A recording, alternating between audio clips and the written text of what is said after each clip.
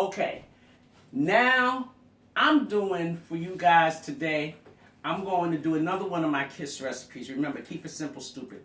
Back in the day, you know, everybody used to make salmon croquettes and whatnot.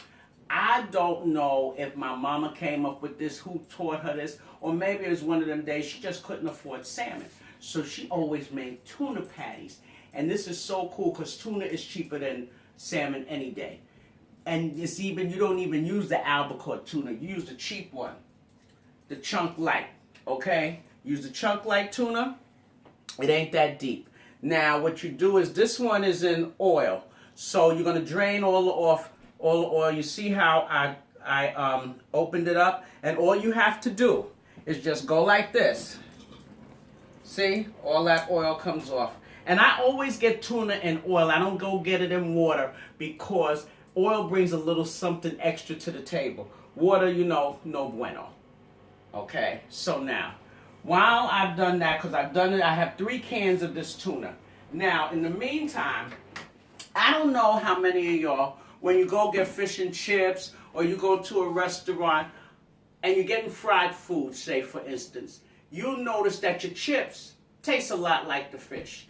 That's because some restaurateurs, which really, that's a pet peeve of mine, they fry everything in the same grease.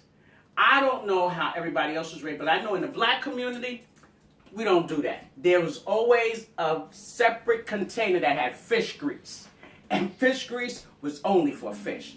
Or grandma do you dirty. You don't mix fish grease with potatoes or nothing else. Strictly only for fish. So now this is my fish grease right here.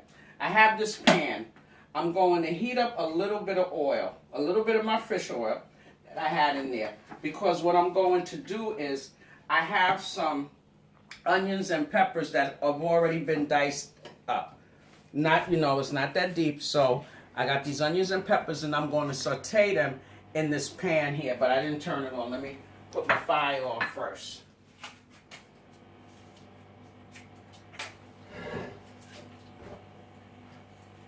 Now, while this oil is heating up, so I can saute my vegetables, I'm going to start making these tuna croquettes.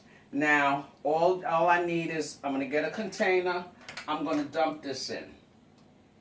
And my mother never used any egg or anything in hers. She never did that. It was always just flour and seasoning. Another thing you have to remember about tuna is that it can be a little salty. So therefore, you really don't want to put salt in there until you do a test run, because all tunas are different. Like I said, you can buy any brand you want. And when you're doing chunk light, basically you can get them, what, 59 cents a can if they're on sale. Oh, and if you go to the ShopRite can sale, you really can then. Okay? So you can get them real cheap. They last a long time in your cupboard. So like I said, it ain't that deep. So now, since this is getting hot, I'm going to toss my vegetables in here. Now what I did, this was 1/2 of a green pepper and 1/2 of an onion. That's all that is in there. And I'm letting that do its thing. In the meantime, let me get my bowl. I'm going to dump this tuna in here. And like I said, I use everything.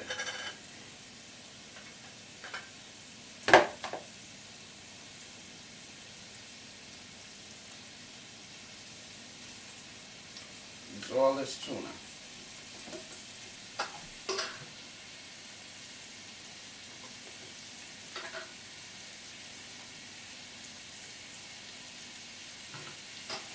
Now, I grew up in the Polo Grounds, and we had some neighbors. It's funny. You always know what family, when you grow up in a community like that, when you get off the elevator or you live in a tenement, you get off, you walk upstairs, you can tell which smells is coming from which apartment and who's cooking what. And back in the day, we had no problem because if Ms. Johnson, excuse me, was cooking something, we go knock on her door.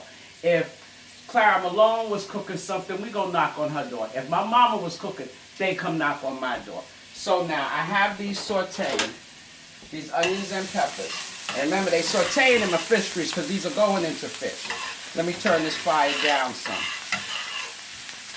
Now, while these are getting translucent and getting soft, I have my 3 cans of tuna in here. Next, like I said, Mother always put flour in hers. She never really used an egg. And just for you novices, this is 1/3 of a cup. I use 1/3 of a cup with this particular one, but like I said, they're different. The tuna's different, and the amount that you get may be different in each can. So, like I said, it's common sense. Just use common sense. It's not rocket science. Now, I have some garlic powder. I'm going to put a little bit of garlic powder in here. And I say maybe a 1/2 teaspoon probably. But see, I've been doing this so long, I don't have to really measure a whole lot of stuff. All right. You see these are sauteing? And they're almost done. So what I'm going to do with this is, when these are ready, see, they almost where I want them at. And that's another thing people should know. Always cut your vegetables the same size. This way they all cook at the same time. Okay? Now, I'm going to just dump this in here.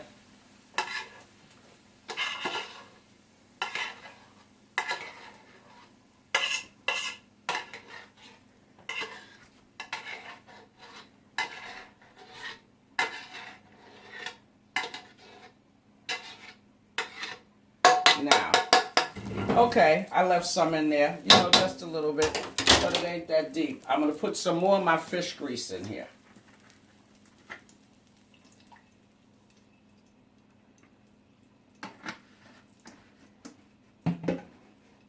Now, even though usually you let these cool off, but it's all right.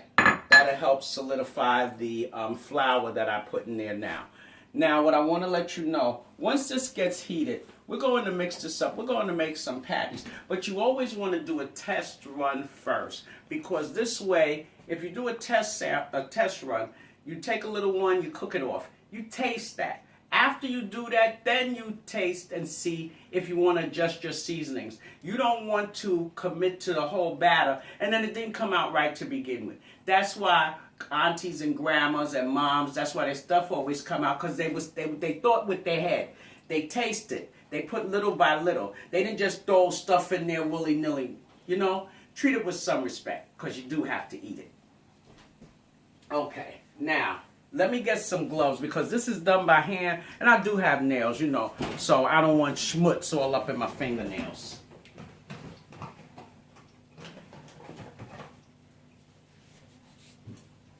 And I always keep gloves. Always keep gloves. You know, the 99-cent store is your friend. Go invest in some gloves. All right. Now, I'm mixing this together. What I do know I don't have in here is any, I don't have any black pepper. I'm going to put some black pepper in here. But you see what this looks like now? And that consistency won't really hold up. You see that? So I'm going to have to use some more flour. So remember, before I put 1/3 of a cup, I'm going to use another third, because I can already see that flour I had in there wasn't enough to hold this together. Now see, you see the difference? You see how that's holding together now? Like I said, you can always add, you just can't take away. Now, while that oil is getting hot, I'm going to put some black pepper in this. Now, let me explain something. I had somebody that asked me the other day. They said, Chef, when I told them to use kosher salt, they was like, Chef, why do everybody talk about kosher salt? Let me tell you about kosher salt. And you need to notice, you know, we have a problem with high blood pressure and whatnot. This is kosher salt. This is what I call table salt or stroke out salt. if you look at the back of this, the sodium content on this is 430 milligrams. That's for this whole container, okay? The container is only 1 pound, 6 ounce box. Check that out. Kosher salt. This is 3 pounds. But if you look at the sodium content, it's only 280 milligrams. That's almost half of what that little one is. So therefore, this is a cleaner product. It has less sodium. And once you start using it, you don't have to use as much as you use for this, as you use when you use that. Kosher salt is a thicker particle, so you can use less, and it melts very well. This table salt here, this is what you find in salt shakers and whatnot when you go out, or in them little packages of salt that you get from the fast food place. Like I told you, this will do you bad. This will hurt you bad. Okay? But that's why we should always use kosher salt, because of the sodium content. All right, now I have this rocking and rolling. Now, like I said, I didn't put any black pepper in yet. And see if you can always try to use fresh cracked pepper. Fresh cracked pepper. Fresh cracked pepper brings a whole lot to the table as opposed to buying the pepper that's already ground down. Get the peppercorns, get a pepper mill, and you can see the difference. Once you start making these little changes in your cooking routines, you don't know how much difference everything will be. Okay, now I'm doing a little sample first, because this way I'm going to see how it sticks together. Usually when you go like this and you see it like that, you can tell it's going to stay. But still in all, I don't know if I want to jazz it up. Maybe I want to put some chili powder in here. Maybe I want to put some cayenne pepper in it. You know, I don't know yet. You know, it depends on what my taste buds is saying. But right now, there it is. So I'm going to let that one cook up. And once that one cooks up, then I'll know, and I taste it, I'll know what I want to do with the rest of the batch. Excuse me.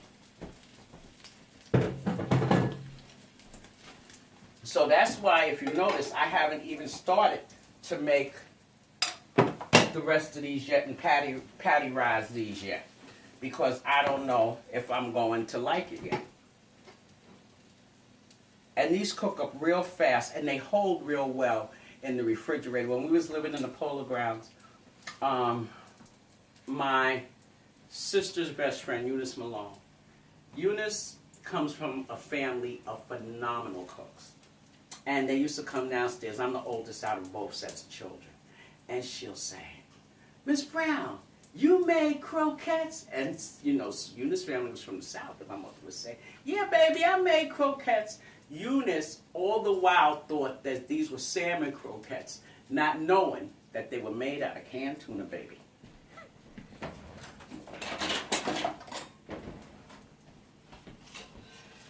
See? See how pretty that is? And like I said, we're going to do this one first before we commit to the whole batch.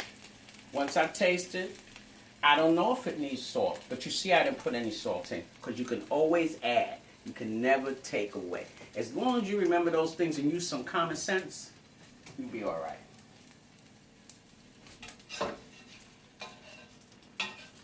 And see, this is one of my KISS recipes. Now you understand why this is a KISS recipe. This was really, this is idiot proof. Come on. Now, while that's getting ready to come out, take my trusty paper towel and my pan. And I'm going to turn this down a little more. Now see, both sides are beautiful. Now, I'm not going to be no idiot and just put it in my mouth right away, because I kind of like my tongue. But, break it off.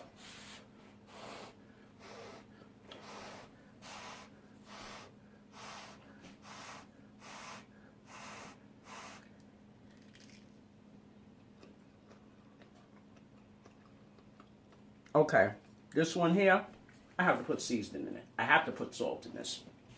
I am going to put some chili powder in there. I'm going to put some lemon peppers. You can do all that, or if you have Old Bay seasoning in the house, you can do that too.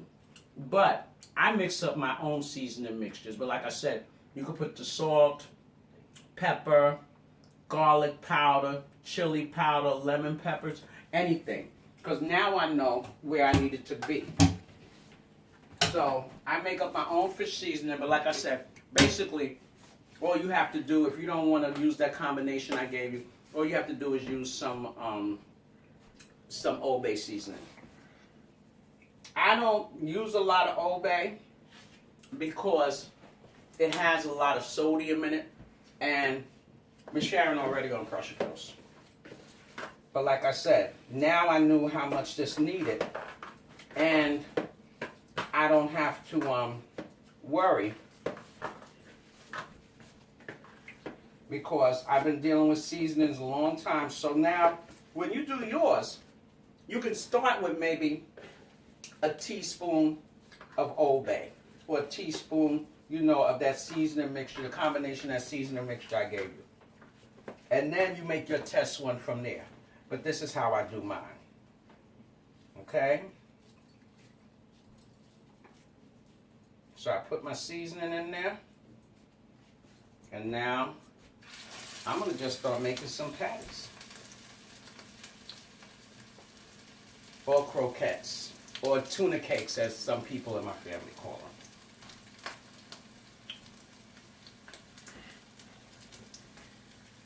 And they cook up fast, because you got to remember, the tuna's already cooked. And I've made them for my husband with grits and a gravy. Oh, he really likes that. Even though I can't stand grits. I know what kind of black person am I.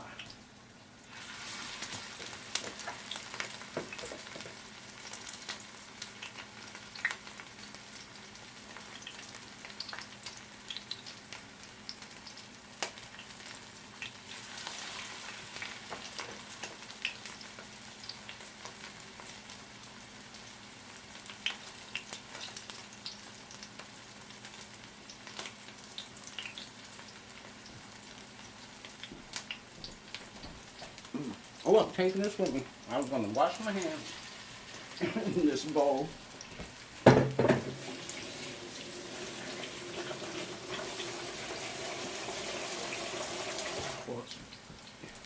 Okay, what we're going to do now is we're going to turn these over. Like I said, they cook quick. You know what that's scratching from and spitting carrying on, because my hands are still wet and I didn't dry them. About to get a 3rd-degree burn over here.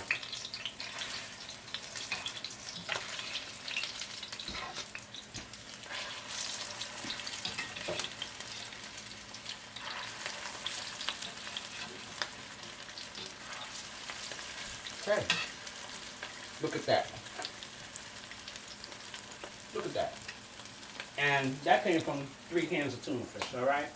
Don't tell me I don't know what I'm doing. Now, like I said, you can have it with grits. You can have it with the corn cakes. You can put syrup on the corn cakes. You can put gravy on here. You can have them even on a roll. I've put these on a roll with tartar sauce and whatnot and made sliders. We've had them with pasta, with spaghetti. My husband loves it with the grits and the gravy, and then he also likes it with spaghetti and spaghetti sauce. So like I said, these are so versatile. And how cheap is tuna? Really? Really?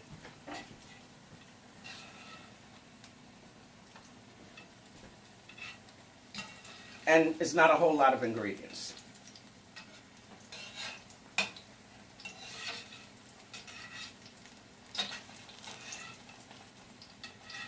Okay. This one looks good. And you just flip it up. Like I said, they take a short time to cook, because you don't have to commit to too much, because tuna's already made. Tuna's already, cooked. See, I want this to get a little browner, so I turned that to early. But, like I said, it ain't that deep.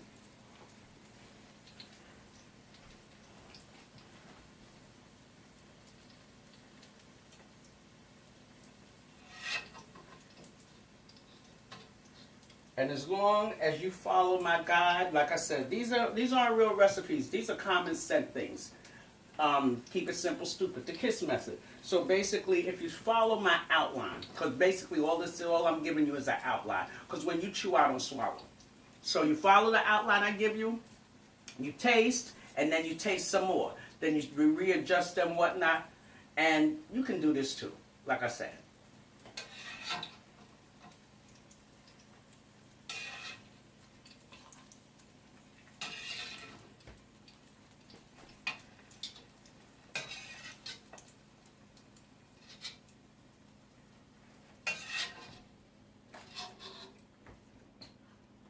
Okay, turn off my oil. I'm going to plate up my tuna patties. And I'll be ready to feed my family.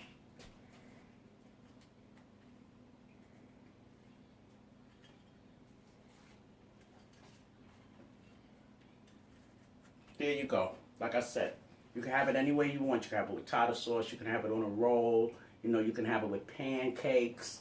You can have it with French toast, you know, pasta. You could even have it with rice. Because back in the day, we used to have salmon croquettes and rice. I was told that I have to clarify something for you.